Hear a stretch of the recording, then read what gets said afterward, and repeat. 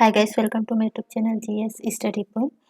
Friends, चलिए Chhattisgarh economic survey को continue करते हैं, जिसमें आज हम जो है अध्याय 12 जिसमें आपका ग्रामीण विकास दिया है और साथ ही साथ अध्याय 13 जिसमें आपके नगरीय विकास से संबंध में दिया गया है, उसी को यहाँ पे हम जो है डिस्कस करेंगे।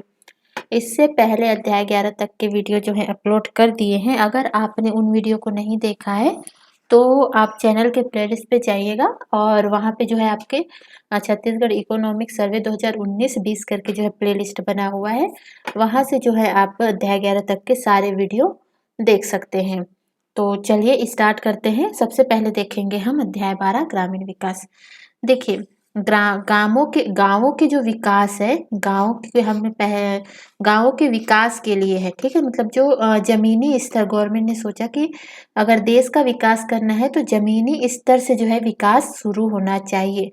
मतलब जब गांवों का विकास होगा तभी जो है देश का विकास होगा। इसीलिए जो है त्रिस्तरीय पंचायती राज व्यवस्था की जो है कॉन्सेप्ट आया था कि इसके जरिए जो है नीचे तबके पे, जमीनी स्तर पे जो है विकास को किया जाना चाहिए, जिससे जो है देश का भी विकास होगा। ठीक है। तो छत्तीसगढ़ में ये जो है त्रिस्तरीय पंचायत राज व्यवस्था जो है छत्तीसगढ़ में 2000 में लागू हुई थी। क्लियर है। और ये जो है आपके 73वां संविधान संशोधन के जरिए पंचायती राज जिसमें दिया हुआ है, तो ये 73वां संविधान संशोधन के जरिए जोड़ा गया था। ठीक है। और ये भाग 9 में जो है आपके अनुच्छेद 243 से 243 ओ तक जो है आपके पंचायती राज व्यवस्था के बारे में बताया गया है। क्वेश्चन डायरेक्ट पूछे जाते हैं तो ध्यान रखिएगा। और डिटेल्ड में अगर आपको पंचायती राज देखना है, उनको पढ़ना है, तो मैंने पॉलिटी के वीडियो पे जो है पंचायती राज को डिटेल्ड में पढ़ाया हुआ है। अगर आपने उन वीडियो को नहीं देखा है तो देख लीजिएगा। ठीक है, क्योंकि इससे संबंधित जो है बहुत से क्वेश्चन एग्जाम में पूछे जाते हैं। और साथ ही साथ जो पंचायती राज है, वो आपके 11वीं अनुसूची में भी, जो आपकी 12 अनुसूची है संविधान में, उसकी जो है 11वीं अनुसूची में जो है पंचायती राज को जोड़ा गया है। और विषय अगर पूछा जाता है कि इसके अंतर्गत कितने विषय आते हैं, तो आपको बताना है कि 29 विषय जो है पंचायती राज के अंतर्गत शामिल किए गए हैं, जिसमें जो है गांवों के जो आर्थिक और सामाजिक न्याय से संबंधित ये पे विषय हैं। ठीक है, इतना क्लियर है। चलिए आगे बढ़ते हैं। और आगे बढ़ने से पहले आप सभी से रिक्वेस्ट करूंगी कि प्लीज़ चैनल को अगर सब्सक्राइब नहीं किया है आपने तो सब्सक्राइब कर दीजिएगा, वीडियो को लाइक कीजिएगा, कमेंट कीजिएगा और जो है अपने दोस्तों के साथ शेयर कीजिएगा। पिछले वीडियो में बहुत कम लाइक और व्यू आए थे, तो प्लीज़ आप जो है ज़्यादा से ज़्यादा दोस्तों के साथ इसे शेयर करने की कोशिश कीजिए, जिससे मुझे मोटिवेशन मिलता रहता है कि मैं आपके लिए आगे जल्द से जल्द और अच्छे से अच्छे वीडियो अपलोड करूं। ठीक है। तो देखिए, अब छत्तीसगढ़ में पंचायत क्या है, तो देखिए पंचायत में जो है 3 स्तर पे बांटा गया। तो जिला पंचायत जो जिला के विकास से संबंधित होता है, जनपद पंचायत है जो ब्लॉक लेवल पे होता है, और एक ग्राम पंचायत है। तो जो छत्तीसगढ़ में 27 जिले हैं, अभी तो 28 जिला हो गया है, लेकिन जो आप इकोनॉमिक सर्वे में के हिसाब से जो है आपके 27 जिला है और जो है आपके 27 जिला पंचायत है। ठीक है, मतलब डिस्ट्रिक्ट लेवल पे जिला के विकास के लिए 146 जो है आपके जनपद पंचायत है और 10,971 जो है ग्राम पंचायत है। ठीक है, तो ये जो है, और 2019-20 में ये जो लिया गया है, ये जो है आपके 2011 की जनगणना के अनुसार है। ठीक है, और 2019-20 में जो है आपके 11,664 जो है ग्राम पंचायत हो गया है, ध्यान रखिएगा। और 2019-20 में अगर पूछा जाता है तो आपका जिला पंचायत है, 28 जिला है, इस हिसाब से आप लिखिएगा। ठीक है, पर आपके सर्वे में जो है इसी को 2011 की जनगणना के हिसाब से ही दिया गया है, तो मैंने यहाँ पे इसको लिया है।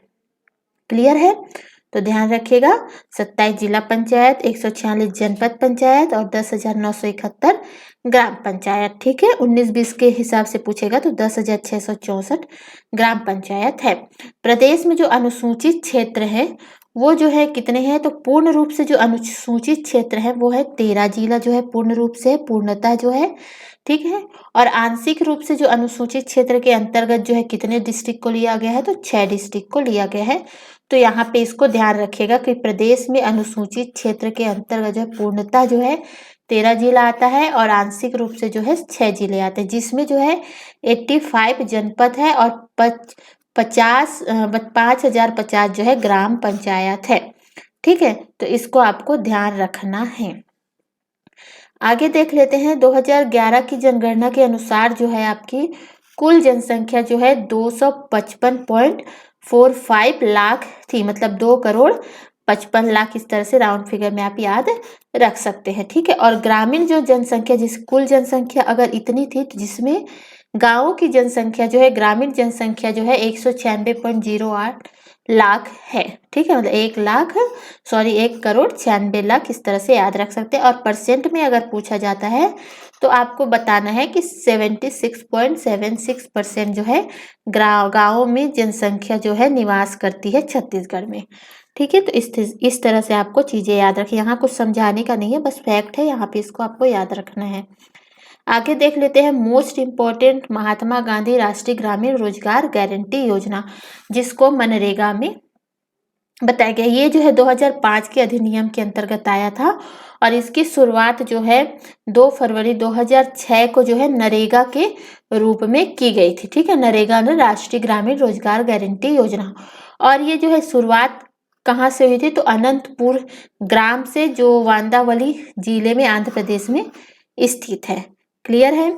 और ये जो है 2 अक्टूबर 2009 को इसको जो है मनरेगा के रूप में, मतलब इसका नाम चेंज करके मनरेगा कहा गया, मतलब महात्मा गांधी राष्ट्रीय ग्रामीण रोजगार गारंटी योजना।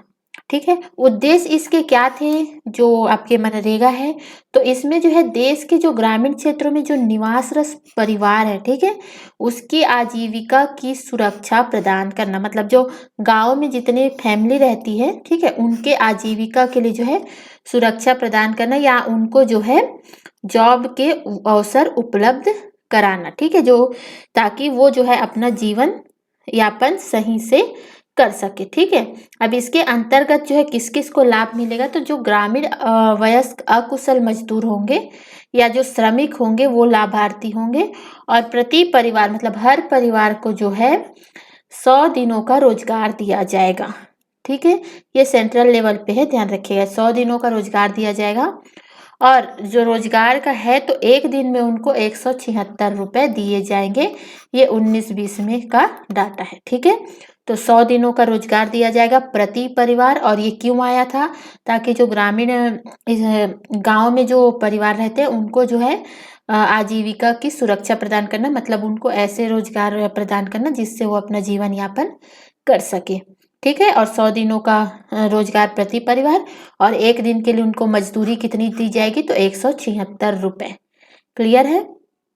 आगे देखते हैं छत्तीसगढ़ में जो मनरेगा है, तो ये जो है आपके 2 फरवरी 2006 को ही जो है मनरेगा जो है छत्तीसगढ़ में लागू हो गया था। तो इसको जो है 3 चरण में लागू किया गया। तो जो पहला चरण था, ठीक है, जो आपके 2 फरवरी 2006 को लागू हुआ, वो जो है इसमें 11 जिले शामिल किए गए। फिर द्वितीय चरण जो है आपके 1 अप्रैल 2007 को स्टार्ट हुआ, जिसमें जो है 4 जिले को शामिल किया गया मनरेगा के अंतर्गत। और जो तृतीय चरण में जो है 1 अप्रैल 2008 को जो है संपूर्ण जिले को जो है मनरेगा के अंतर्गत शामिल कर लिया गया। ठीक है, अब देखते हैं रोजगार दिवस। तो देखिए इसमें जो है छत्तीसगढ़ में जो है, जो सेंट्रल लेवल पे या भारत में 100 दिन का रोजगार देने की बात की गई, तो छत्तीसगढ़ में छत्तीसगढ़ गवर्नमेंट ने कहा कि हम जो है 150 दिन का रोजगार देंगे। ठीक है, जिसमें जो है 100 दिन का जो सेंट्रल का रोजगार है, और साथ ही राज्य के द्वारा जो होगा वो जो है 50 दिन का होगा। ठीक है, और मजदूरी दर जो है प्रतिदिन यहाँ पे कर लीजिएगा 174 रुपए जो है छत्तीसगढ़ गवर्नमेंट द्वारा दी जाएगी पर डे। क्लियर है। चलिए अब देख लेते हैं छत्तीसगढ़ में जो मनरेगा की स्थिति क्या है, कितने परिवारों को दिया गया, कितने को लाभ हुआ। ठीक है, तो इस हिसाब से देखते हैं। तो देखिए स्थिति 2018-19 का आपके सर्वे में दिया गया है कि कितने परिवार को इसके अंतर्गत रोजगार मिल चुका है, तो 37.34 लाख परिवार को जो है इस मनरेगा के अंतर्गत रोजगार प्रदान किया गया है। और कितने लाख जो है मानव दिवस, मतलब एक दिन में कितने लोगों को मिला है, तो यहाँ पे दिया गया है कि 1369.48 लाख मानव दिवस, जिसमें जो है 50% जो है महिलाएं हैं। जितने मानव हैं उसमें जो है व्यक्ति हैं उसमें 50% जो है महिलाओं को जो है मनरेगा के अंतर्गत रोजगार प्रदान किया गया है। ठीक है, अब जो है आपका 2019-20 के डाटा के हिसाब से देखते हैं तो 2019-20 के हिसाब से जो है 17.88 लाख परिवार को जो है रोजगार उपलब्ध कराया गया है, जिसमें मानव दिवस है 685.18 लाख, और इसमें जो है 52% जो है महिलाएं, तो महिलाओं की जो है संख्या बढ़ी है। ठीक है, तो आई थिंक आपको मनरेगा समझ आ गया होगा। अब चलिए आगे देखते हैं राष्ट्रीय ग्रामीण आजीविका मिशन बिहार, या इसको NRLM भी कहा जाता है। तो इसका जो है पहले इसका नाम जो था स्वर्ण जयंती ग्राम स्वरोजगार योजना के नाम से जो है इसको पहले जाना जाता था, जो इसका पुराना नाम था। ठीक है, और इसका जो प्रारंभ है वो 1 अप्रैल 2013 को जो है छत्तीसगढ़ पूरे प्रदेश में जो है लागू किया गया था। ठीक है, और वित्त पोषण है तो इस योजना के लिए जो है सेंट्रल और स्टेट दोनों गवर्नमेंट होगी, तो सेंट्रल जो है 60% देगी, जितना अगर 100 रुपये अगर लगता है इस योजना के लिए तो 60% जो है 60 रुपये जो सेंट्रल देगी और 40% मतलब 40 रुपये राज्य देगी। ठीक है, ये मैंने एग्जाम्पल में आपको समझाया है। उद्देश्य इसके कार्य क्या रहेंगे, तो विभिन्न प्रकार के स्वरोजगार के अवसर का सृजन कर ग्रामीण परिवारों की गरीबी दूर करना, मतलब गांव में जो BPL श्रेणी के जितने परिवार हैं, ठीक है, उनके लिए एक ऐसे अवसर प्रदान करना कि वो खुद का जो है अपना रोजगार सृजन कर पाए, इसका उद्देश्य ये है। ठीक है, तो इसके अंतर्गत जो BPL युवाओं को रोजगार उपलब्ध कराना है। क्लियर है, चलिए आगे देखते हैं।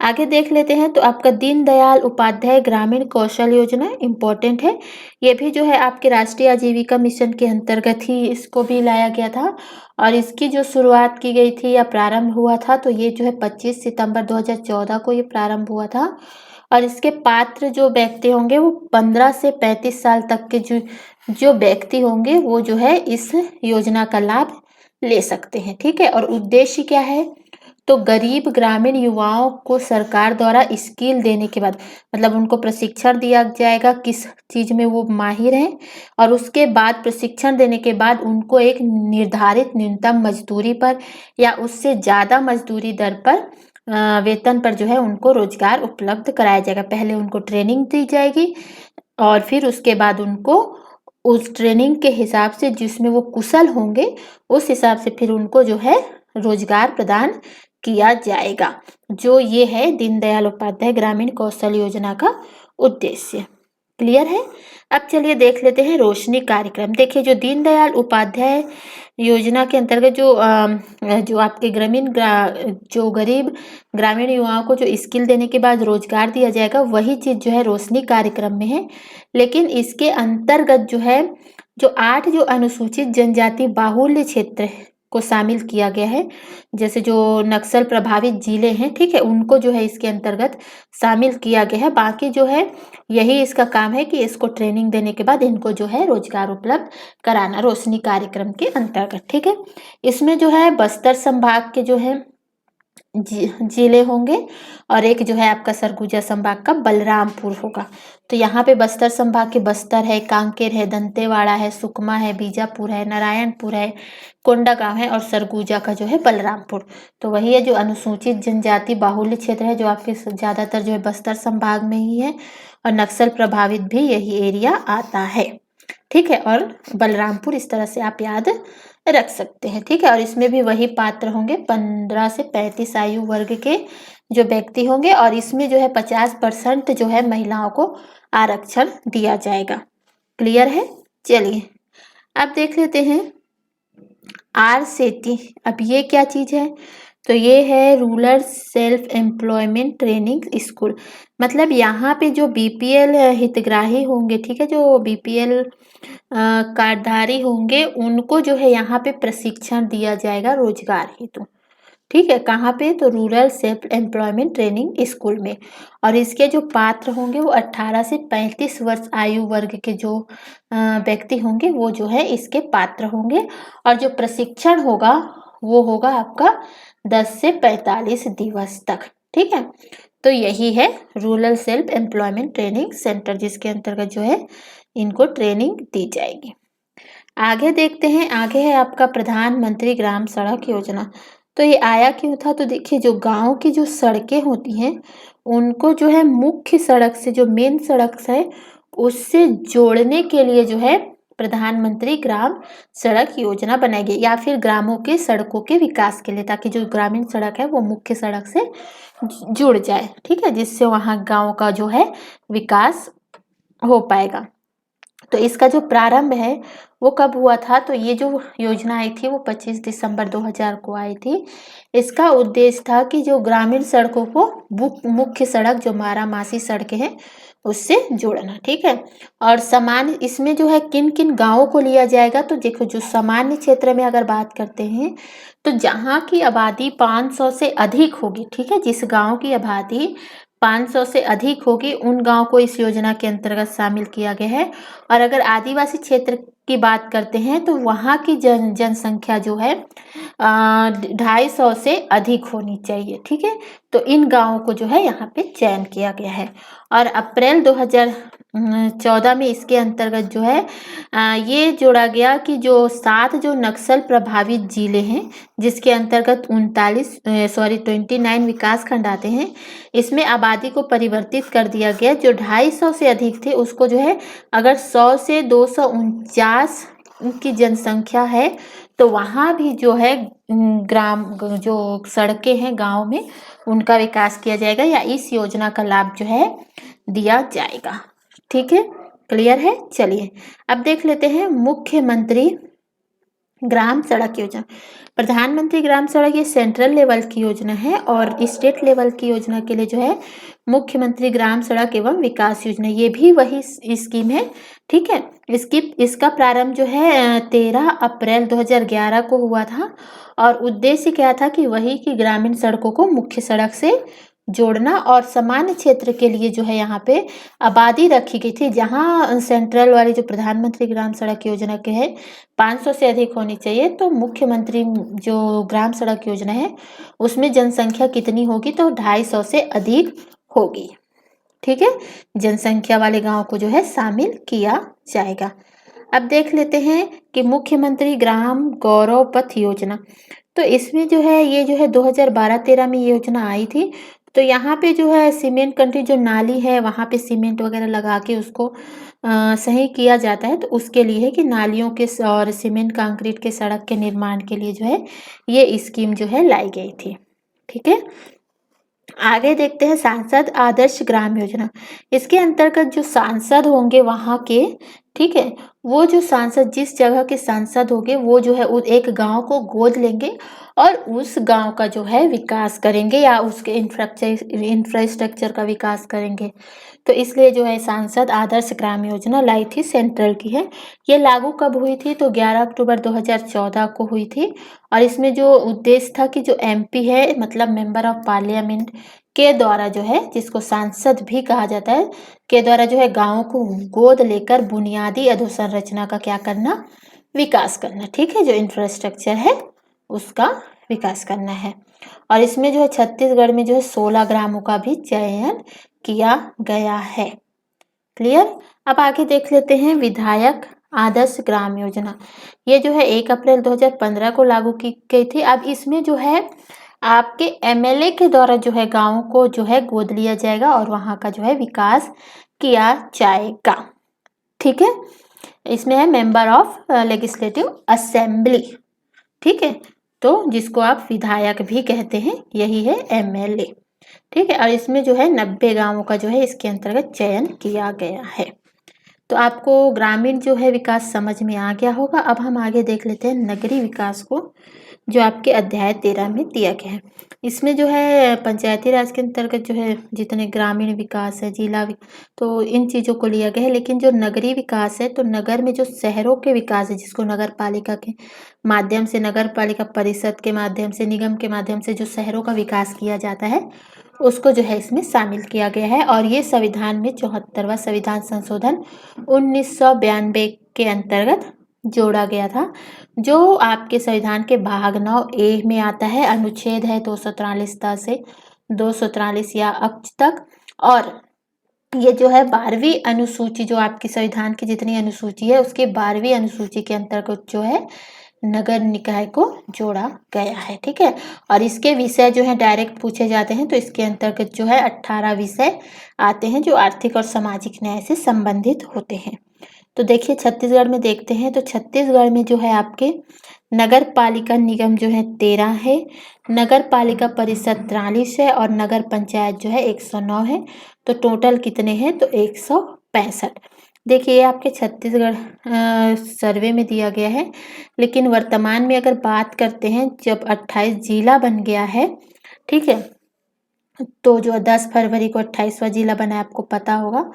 तो ये जो है इसमें नगर पालिका जो निगम है उसकी संख्या बदल गई है और कितनी हो गई है, 14। ठीक है, सर्वे में आपके 13 दिया है और आपके अगर बात करते हैं करंट की, तो 14 जो है क्या है, नगर पालिका निगम है। और नगर पालिका परिषद की बात करें तो 13 है, पंचायत की बात करें तो 109 है और टोटल कितने हो गए, तो 166।